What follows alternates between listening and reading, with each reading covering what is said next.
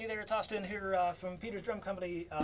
Back here doing fun little videos about drumming hacks, I guess you can call them. One of the things that always mystified me in watching a lot of the early swing drummers was their hi-hat stuff. And that sort of carried on to the bebop era, and you had guys like Max Roach do solos on hi-hats. And a lot of people have tried to do that stuff over the years. And you always wonder, well, what are they doing? They're like touching it and lifting it and messing with it. And so anyway, just a little bit about the hi-hats, what we're going to talk about in this video. Hi-hats can come in all sizes and shapes and whatnot, but the principle's still the same. You have two cymbals. A lot of the jazz drummers keep them loose. I see a lot of guys, rock drummers, they really tighten them down, and the cymbals just, they have nowhere to go. And so all you can get is a sound. And you sort of limit their cymbals. They're just like these, and we all know that, you know, all of our other cymbals make like 800 different sounds. And people are just used to two sounds in a hi-hat. But if you keep them loose, you open up all those sounds. You don't clamp this down to where it just sounds like that. So why do that to your hi-hats? As far as what are they doing with their hands, yes, they're often playing the bottom cymbal kind of with a finger flip like this.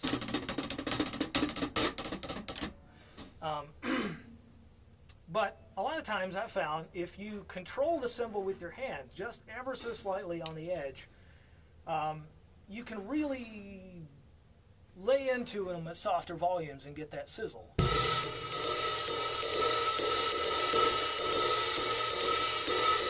Which has a whole different sound than just this.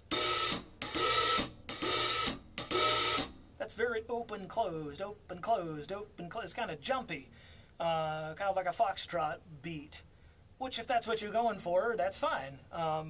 But this would be more like, hey, the piano is going to take a quick solo.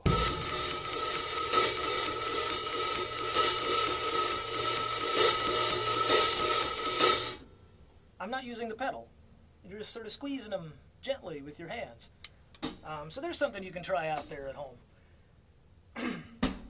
As far as different zones on the hi-hats, a lot of guys chew up their sticks because they're playing on the, down here, they're chewing on the edge with the shoulder of the stick. That's a sound. Yes, you can use that, particularly when you've got your cymbals open and you want to, you know, loud, obnoxious sounds. Play on the tip of your stick, up in here. Each cymbal's different. You want to kind of experiment. Closer to the bell, you get a tighter sound if you're doing more of a dance groove. But for basic hi-hat time, you want to be playing about 1.5 inches in with the tip of the stick. Not that sound. This sound. Not this. This. So there's like, what? 1, 2, 3, 4, 5, at least 5 sounds out of a hi-hat right there, compared to maybe just the 2 you knew about. Obviously, you got different degrees of open and closed. A lot of that has to do with your stand. So a lot of these stands have tension adjustments on there. Tilters. Every hi-hat stand has a tilter on it. A lot of people don't know what this is. They teach you this in concert band when you've got a pair of crash cymbals. You don't want to crash them straight on because there's an air pocket that just eats them. You want to kind of put them at an angle. Same idea here. By having your cymbals at an angle, you get this nice chomp sound rather than just an air pocket sound. So make sure your bottom cymbals are tilted and your top cymbals are free to float around. Now the distance between the two cymbals, I like the greater distance. A lot of people keep them just like barely open, which I guess if you're doing like double bass metal and you want just that clattery sound, then you can do that. But for more versatility and tone, have your cymbals further apart. It gives you a little bit more spring and a little bit more versatility if you're going to do more sounds like these.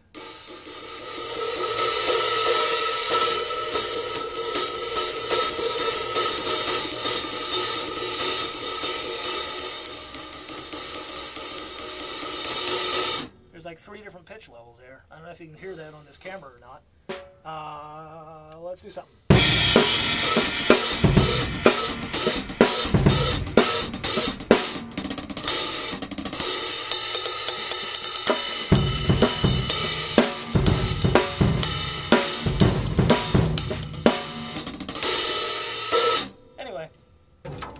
know, don't forget the hi-hat.